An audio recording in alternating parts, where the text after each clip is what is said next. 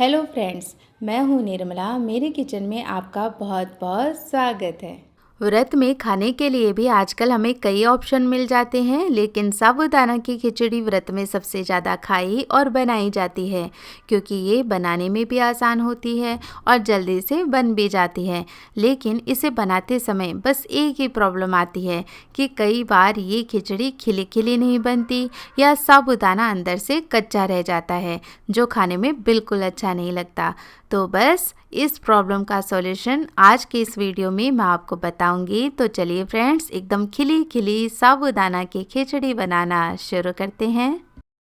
तो इसके लिए सबसे पहला काम तो हमें यही करना है कि साबूदाना को भिगोना है। तो यहाँ पर 1 कटोरी मैं साबूदाना ले रही हूँ। नॉर्मल जो खिचड़ी बनाने के लिए हम इस्तेमाल करते हैं, क्योंकि आजकल छोटे बड़े कई तरह के साबूदाना मिल जाते हैं। तो यहाँ पर साबूदाना को हम 2-3 बार पानी डालते हुए अच्छे से धोएंगे, ताकि इसके ऊपर की जो भी डस्ट इम्प्योरिटीज़ हो वो निकल जाए। लेकिन बस इस बात का आप ज़रूर से ख्याल रखें कि इसे धोते समय ज़्यादा रगड़े नहीं, क्योंकि जितना ज़्यादा आप इसे रगड़ते जाएंगे साबूदाना का दाना टूटकर पानी में ही घुलता जाएगा और उससे साबूदाना की खिचड़ी एकदम मोतियों जैसी नहीं बनेगी। तो आप क्या करें कि 2-3 बार पानी डालते हुए बस नॉर्मल इस तरह से हाथ चलाएं, ये अच्छे से धुल करके साफ़ हो जाएगा। अब जो साबूदाना होता है ना, वो बहुत ही जल्दी से पानी को एब्जॉर्ब करता है। तो जैसे जैसे आप इसे धोएंगे उतने में 20% साबूदाना तो आपका यहीं पर फूल जाएगा। लेकिन हम गलती क्या करते हैं कि खिली खिली साबूदाना की खिचड़ी बने, इस तो ये गलती हमें बिल्कुल नहीं करनी है। साबूदाना में कम से कम आप इतना पानी ज़रूर डालें कि साबूदाना ऊपर पानी से अच्छे से कोट हो जाए। और जब 2 घंटे के लिए आप साबूदाना को भिगोएं, तो इसमें क्या करें कि 1 घंटे बाद आप साबूदाना को मिक्स कर लें, क्योंकि जब हम साबूदाना में पानी डालते हैं तो वो नीचे बैठ जाता है, तो ऊपर का दाना ड्राई रह जाता है, नीचे से साबूदाना अच्छे से फूल करके सॉफ्ट हो जाता है। तो 1 घंटे बाद इसे मिक्स कर लें और टोटल 2 घंटे में जो साबूदाना होता है वो अच्छे से भीग करके सॉफ्ट हो जाता है। अब ये अच्छे से सॉफ्ट हुआ है कि नहीं हुआ है, तो इसके लिए आप क्या करें कि दाना इस तरह से मैश करके देखें। यदि पूरा दाना अच्छे से मैश हो गया है, यानी साबूदाना अच्छे से भीग करके सॉफ्ट हो गया है, तो इसे अच्छे से भिगो करके ज़रूर लेना है, ताकि खिचड़ी खाते समय बिल्कुल भी कच्ची ना लगे। अब जब साबूदाना की खिचड़ी हम बनाते हैं तो दूसरी परेशानी ये कि वो खिली खिली नहीं बनती है, दाने आपस में चिपक जाते हैं। तो इसके लिए हम क्या करेंगे कि जब साबूदाना अच्छे से भीग जाएगा, उसमें 1 से 2 चम्मच घी डालकर इसे टॉस कर लेंगे। तो इससे घी की कोटिंग साबूदाना के ऊपर हो जाएगी, तो इससे भी जो हमारी साबूदाना की खिचड़ी होती है वो एकदम खिली खिली बनती है। अब सपोज़ साबूदाना में भीगते समय पानी ज़्यादा हो गया है, अच्छे से साबूदाना पानी को एब्जॉर्ब कर चुका है, लेकिन फिर भी ज़्यादा हो गया है, तो भी हमारी खिचड़ी बिल्कुल भी खिली खिली नहीं बनती है। तो उसके लिए आप छलनी में थोड़ी देर साबूदाना को छोड़ दें, तो जितना भी एक्स्ट्रा पानी होगा वो निकल जाएगा और साबूदाना अच्छा सॉफ्ट भी हो जाएगा और एक खिचड़ी भी एकदम खिली खिली बनेगी।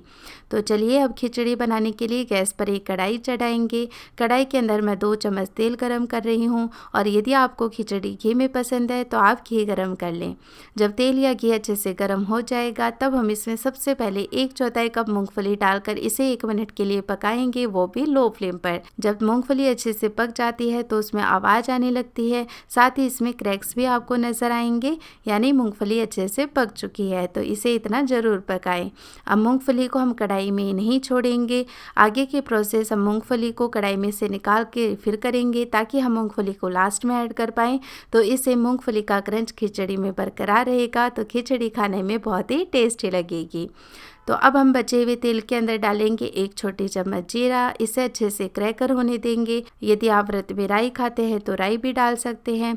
और जैसे ही जीरा यहाँ पर पक जाएगा, मैं इसमें एक मीडियम साइज का कच्चा आलू पका लूँगी। यदि आप उबला हुआ आलू डालते हैं इसमें, तो उसे भी आप तेल के अंदर थोड़ा सा सौटे ज़रूर करें, जब तक कि इसके ऊपर थोड़ी सी ब्राउन कोटिंग ना आ जाए। इससे आलू खाने में बहुत ही अच्छा लगता है खिचड़ी के अंदर। तो मैंने ढककर आलू को 1 मिनट के लिए पका लिया है। अब ये अच्छा सॉफ्ट हो गया है, तो इसमें हम 6 से 7 करी पत्ता डाल देंगे। इसी के साथ 2 से 3 बारीक कटी हुई हरी मिर्च भी डालेंगे, या जितना तीखा आपको पसंद है उसके अकॉर्डिंग आप हरी मिर्च डालें। और साथ ही इसमें डालेंगे हम अदरक। तो मैंने 1 इंच अदरक के टुकड़े को कद्दूकस करके लिया है, तो इससे जो अदरक होगी ना, वो खाते समय आपको पता ही नहीं चलेगी, यानी बड़े टुकड़े मुँह में नहीं आएंगे जब हम कद्दूकस करके लेते हैं। 1 मिनट के लिए फिर से मैंने सारी चीज़ों को पका लिया है, और फिर इसमें हम डालेंगे टमाटर। तो यहाँ पर एक मीडियम साइज का मैंने टमाटर टमाटर काट लिया है जिसके बीज मैंने हटा दिए हैं। यदि आप खिचड़ी के अंदर टमाटर पसंद करते हैं तो डाल सकते हैं, वरना स्किप कर सकते हैं। तो टमाटर को भी 1 मिनट के लिए हमने पका लिया है। सारी चीज़ें बढ़िया सॉफ्ट हो गई हैं। तो अब इसमें ये भीगा हुआ साबूदाना डालेंगे और इसी के साथ 1 छोटी चम्मच काली मिर्च का पाउडर और साथ ही डालेंगे स्वाद के अनुसार सेंधा नमक। और यदि आपको खिचड़ी चटपटी पसंद है तो आप इसमें थोड़ी सी पीसी हुई चीनी भी ऐड कर सकते हैं, तो उससे भी टेस्ट काफ़ी ज़्यादा इन्हेंस हो जाता है। अब हमें क्या करना है कि इस खिचड़ी को लगातार चलाते हुए पकाना है, यानी साबूदाना की खिचड़ी को आप ढककर बिल्कुल नहीं पकाएं, क्योंकि जब हम ढक देते हैं तो साबूदाना में काफ़ी ज़्यादा मॉइस्चर क्रिएट हो जाता है, उस वजह से साबूदाना आपस में चिपक जाता है। तो इसे गैस की फ्लेम लो टू मीडियम रखते हुए और लगातार चलाते हुए ही पकाएं, क्योंकि साबूदाना पकने में ज़्यादा समय नहीं लेता है। और इसे लगातार चलाते हुए जब आप 5 से 6 मिनट पकाएंगे तो धीरे धीरे ये ट्रांसपेरेंट हो जाएगा। तो साबूदाना जब तक अच्छा ट्रांसपेरेंट ना हो जाए तब तक आप इसे ज़रूर पकाएं। तो इससे साबूदाना बिल्कुल भी कच्चा नहीं रहता है और खिचड़ी भी खाने में टेस्टी लगती है। तो जब हमारी खिचड़ी बनकर के तैयार हो जाएगी तो लास्ट में गैस का फ्लेम ऑफ करेंगे और ऑफ करने के बाद इसमें नींबू का रस, बारीक कटी हुई धनिया की पत्ती और साथ ही डाल देंगे मूंगफली और फिर से इस खिचड़ी को अच्छे से मिक्स कर लेंगे।